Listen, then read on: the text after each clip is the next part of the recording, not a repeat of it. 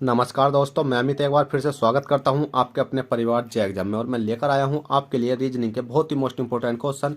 ये क्वेश्चन ऐसे हैं कि आपको एग्जाम में देखने को मिलते ही मिलते हैं, जो कि क्या होते हैं कि विषम संख्या के आधार पर होते हैं। विषम संख्या का मतलब होता है कि आपको दे रखा होगा कि दिए गए प्रश्न में विषम संख्या होगी। विषम संख्या का मतलब होता है कि इसमें एक संख्या आपको विषम होती है। तीन संख्या तो एक सी होंगी, या तो ये किसी का वर्ग बना रही होंगी तीन संख्या, या किसी का क्यूब बना रही होंगी, या वर्ग बनाने के बाद एक माइनस हो रही होगी, या एक प्लस हो रही होगी, या इन तीनों को जोड़ने के बाद सेम संख्या आ रही होगी। वो किस प्रकार किस प्रकार से आएगी मैं सब इस वीडियो में बताने वाला हूं। तो आपको क्या करना है, इस वीडियो को पूरा देखना, एंड तक देखना। और वीडियो पसंद आने पर आपको कुछ नहीं करना, वीडियो को लाइक कर देना और चैनल फर्स्ट टाइम है तो चैनल को सब्सक्राइब कर देना। चलिए क्वेश्चन नंबर 1 देख लेते हैं। क्वेश्चन नंबर 1 क्या कहता है। क्वेश्चन 1 कहता है दिए गए प्रश्न में विषम संख्या है। अब विषम संख्या का मतलब है, मैंने आपको बता दिया कि तीन संख्या एक से होंगी, एक संख्या इनसे अलग होगी। तो भाई अलग निकालने के लिए हमें कुछ नहीं करना। हमने पहली वाली संख्या को देखा कि हमने देखा कि दो दो चार होते, चार में दो जोड़ा कितना हो गया, 6 हो गया। 5 दो 7 होते, 7 में दो जोड़ा कितना हो गया, 9 हो गया। पर इसका मतलब हमें अलग जा रही है, क्योंकि 4 के बाद तो यहाँ 13 आ नहीं सकता, मतलब जुड़ तो सकते नहीं। अब 2 दूनी 4 हो गया, 5 दूनी 10 हो गया। अब 4 0 0, तो मतलब गुणा करने के बाद भी हमारी संख्या नहीं आ रही।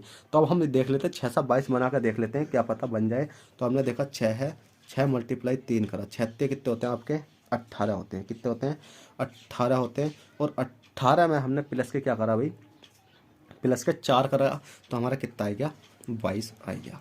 ठीक है, 22 आ गया, ये वाला निकल कर आएगा। इसी प्रकार से हमने देखा कितना है, 8 है, 8 है।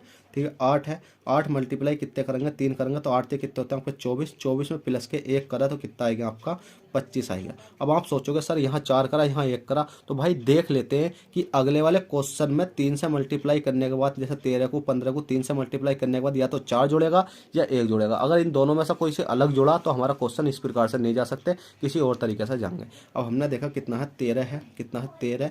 13 मल्टीप्लाई कितना कर दिया, 3 कर दिया, 13 कितने होते हैं 39। और 39 में प्लस के 1 जोड़ा तो कितना हो गया, 40। तो देखिए कौन सा कॉन्सेप्ट लगा, ये वाला कॉन्सेप्ट लगा जिसमें कि 1 जोड़ा। तो अब अगली संख्या देख लेते हैं। अगली संख्या हो जाती है 15। 15 गुणा 3, 15 कितने हो जाते हैं आपके, 45 हो जाते हैं। और 45 में 1 करा कितना हो गया आपका, 46 हो गया। अब 46 हो गया, मतलब इसमें कॉन्सेप्ट लगा कि 8 गुणा 3 प्लस के 1, मतलब कॉन्सेप्ट लगा कि कोई अगली वाली संख्या को 3 से मल्टीप्लाई करो और प्लस के 1 जोड़ो तो लास्ट वाली संख्या निकल के आ जाएगी। क्या कॉन्सेप्ट लगा कि जो सी अगली वाली संख्या 8, मतलब कितनी, 8 13 15 को अगर हमने मल्टीप्लाई करा किससे, 3 से, 3 में प्लस के 1 जोड़ा तो हमारी लास्ट वाली संख्या निकल के आ गई। पर इसमें हमारा कॉन्सेप्ट गलत हो गया कि इसमें हमने 36 18 तो करा, यहाँ तक सही आया, फिर प्लस के इसमें 4 करना पड़ा। तो इसका मतलब ये वाली संख्या फॉलो नहीं करी, 4 इसमें आएगा। तो ऑप्शन नंबर ए ही आपका राइट हो जाएगा। कौन सा हो जाएगा, ऑप्शन नंबर ए राइट हो जाएगा। तो इस प्रकार से आप विषम संख्या भी निकाल सकते हो। अब इस वाली संख्या में आपका कॉन्सेप्ट कुछ अलग आने वाला। इसमें पहला कॉन्सेप्ट आता है कि इसको जोड़ के देखो, जब इसको जोड़ोगे तो 4 3 7 3 कितना हो गया 10, 3 2 5 कितना हो गया 6। और भैया ये वाली संख्या अलग, तो जुड़ने वाला तो है नहीं। मल्टीप्लाई करके देखोगे तो 6 दूनी कितने होते हैं, 12 का ना 12 होते हैं, 5 दूनी 10, 10 का ना कितने होते हैं 10 होते हैं। और 4 3 12। अब जब तीनों संख्या गुणा करने के बाद भी अलग आ रही हैं, जोड़ने के बाद अलग आई, गुणा करने के बाद अलग आई, तो भाई अब किस प्रकार से ये संख्या आ सकती हैं। फिर आपके बाद आता है कि इसमें क्यूब करके देखो, किसी का क्यूब तो नहीं हो रहे। तो 100 किसी को क्यूब होता नहीं होता भैया। अब 300 मतलब स्क्वायर तो होता, 100 किसका होता है, स्क्वायर होता। 343 होता, किसका होता भाई, 7 का क्यूब होता। 7 7 49 7 343।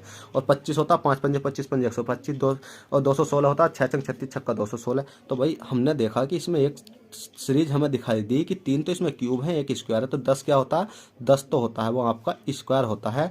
और 343 क्या होता है आपका, 7 का क्यूब होता है। किसका होता है, 7 का क्यूब होता है। क्यूब का मतलब होता है 3 घात।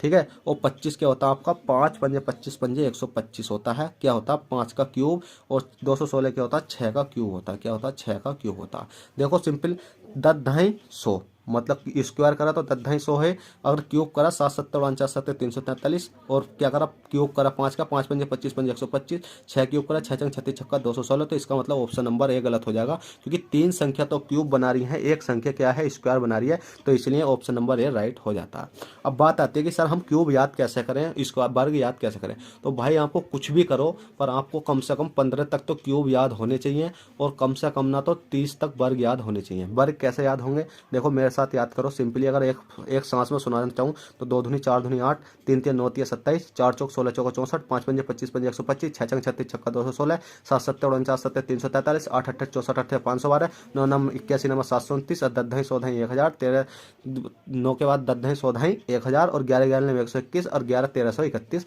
इस प्रकार से आप याद कर सकते हो, कोई ज़्यादा बड़ी बात नहीं है याद करने में, बस आप याद करने की कोशिश करो तो याद हो जाएंगे। तो चलिएगा दोस्तों, आशा करता हूँ ये क्लास आई होप आपको अच्छे से समझ में आई हो, और समझ में आई हो तो प्लीज़ वीडियो को लाइक कर देना और चैनल फर्स्ट टाइम है तो चैनल को सब्सक्राइब कर देना।